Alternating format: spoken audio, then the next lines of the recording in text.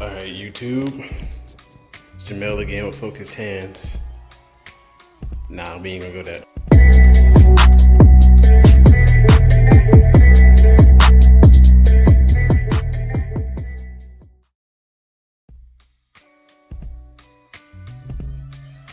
All right, YouTube. So I got everything masked down, or masked. Dang, that's hard to say. Down, and it looks like I'm ready to start shooting the primer.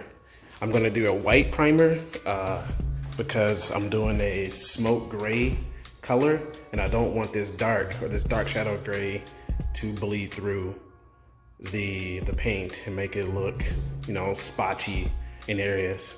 And this is all according to what I've learned from other YouTubers and painters on how to properly prime the car. So I'm going to use a white primer so that my light gray stands out, and I should be good. So let me get my mask on. Let me get the paint all mixed up, ready to go. I'm going to tack everything down here in a second. Give it one final tack, and I'll begin. Cool. I got these tack cloths from Harbor Freight. I think they were like 69 cents a pack. I'm gonna go ahead and get this unpackaged and tack everything down. These are pretty cool. Oh, it's like one big cloth. So it's like one big sheet. Yeah, let me go tack all this down.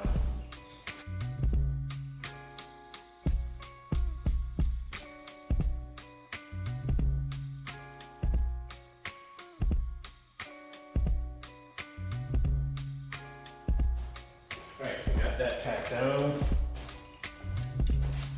I did discover one more thing that I need to mask up. I'm sure you saw it, but the fog lights and the side marker light. So let me go get those. Patched up real quick, and I will bring you back. All right, so now everything is masked up and it's ready to go. So let's mix up the primer. So one of my rocket here, I got that Rustoleum white primer, and I think I got some acetone over here.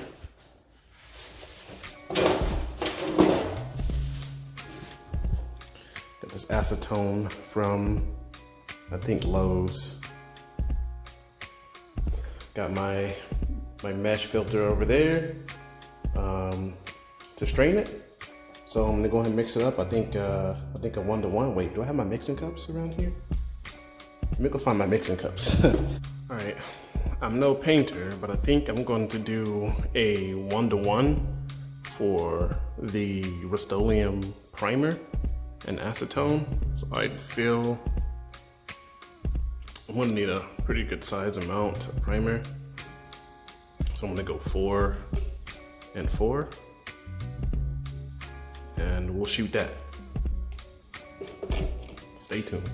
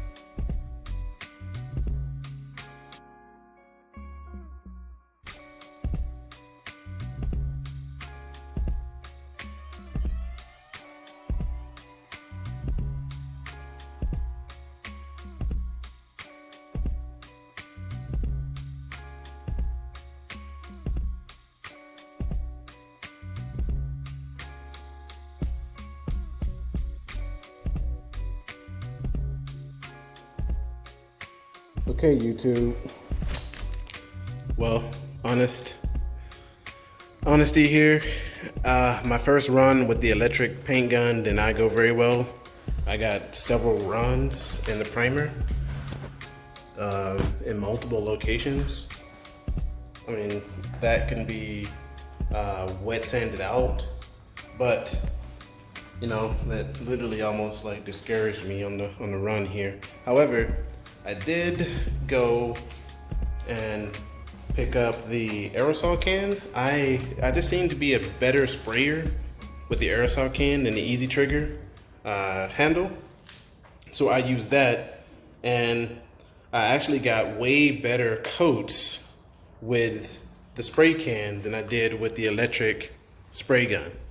And I got a whole bunch of splatter from the electric spray gun, and trail of white stuff, paint, excuse me, around on the floor. Hopefully they won't charge me for that, but you know, you never know apartment complexes. And you can see the splatter here on the front and on the hood. I think I'm gonna have to sand down to using 220 to get this out, but that's fine. The roof looks actually pretty good, and I only used the spray can on the roof. If I can give you a close-up of that. Look at that, the roof looks pretty good. I'm actually very pleased with how the roof came out. And the backs here, until you get right here, let's zoom in here. Until you get right there, you can see some runs. But like I said, I'm gonna wet sand that out, and maybe go another coat or two with the white primer, and I should be ready for the base coat. For the base coat, I'm definitely gonna use the aerosol can. I'm just better at aerosoling than I am with the electric spray gun. Now, I'll have to see whenever I get my house, you know, using a compressor. I probably will be pretty good using the compressor. I just don't have one yet, or a space big enough to use the compressor in. I just happened to get this garage at the apartment complex just for painting the car as is, and that compressor was just out of budget. But you know, in the future, if I want to resand this car down in my own garage, great. I'm gonna buy a compressor then, a really quiet one. I think one of those Cobalt Ultra Quiets or California Tools or whatever, the one that gets like 70 dBA. I'm gonna go for those, because I don't like a lot of loud noise. But so far, you know, so good. I got a little bit of work up here and, you know, in multiple spots, but overall, I think that the paint, it's actually gonna work out. I really do. I think that this is gonna be a fun little project that, you know, is gonna make this car look really well.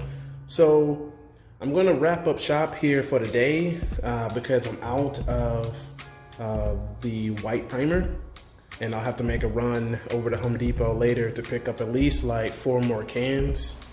And I should be good with that. Anyway, when I start working on it again, I'll bring you back on. All right. Okay, YouTube, better start of an idea. So what I'm gonna use to take these run beads out is a razor. I'm just gonna scrape along the area to get that run out, just like that, till it's smooth. And then I can wet sand and buff out, block out the rest. Then I can repaint. But you gotta be careful. So, excuse me, let me get all these knocked out, and I'll turn you back on and show you what I did. YouTube, so I finished cutting out all the spots that had the runs. Get the whole goddamn car. No, I'm kidding. But it is quite a bit. I'm just gonna walk you around the areas where I have runs at. Don't got runs no more.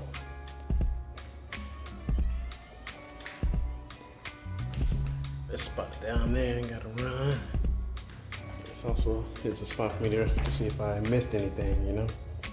So what I'll do now is I'm gonna wait for this to dry. I'm gonna let it dry overnight. Tomorrow, when I get done with my daily festivities, I'll come and I'll wet sand buff or wet sand down these areas. Get another 2 to 3 cans of the paint, prime these areas again, and get ready to shoot the base. All right, YouTube, so right now I just finished repairing the, what do they call that, the runs that I had when I originally pulled out the electric spray gun for the hood only. Right now I'm going panel by panel on the car, and I'm wet sanding the areas out, like right here. And on that bumper piece, I started wet sanding and smoothing that area out so that I can shoot the primer over it again. So this now has two coats of the primer on it. And as you can see, it looks pretty good. Looks pretty good. As soon as it dries, it takes 120 minutes to dry. As soon as it dries fully, I will wet sand it down again, let it dry, and then I'll be ready to start shooting the base on this part.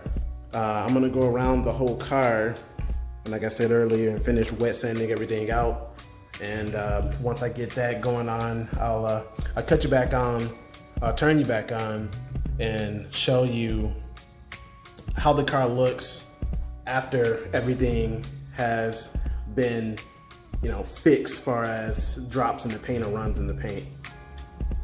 For what I feel, you know, comfortable with. I see a lot of spots around here that, you know, it's really tiny spots that, you know, should you waste time doing it? That's up to you. But for me, I'm okay with it because there are some areas where it's like, I'm really not focused on those, or you have to be like literally looking at the car under a magnifying glass trying to find something wrong with it to find those spots. So I'm gonna let that go.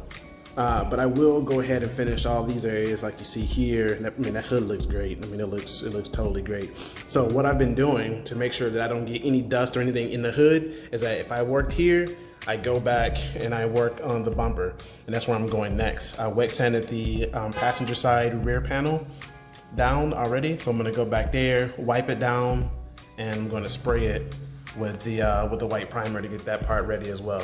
And I'll do that as I move around the car to make sure I don't overstep or scrape anything that I just got wet. And pretty soon we'll be into to spraying that base coat. All right, stay tuned.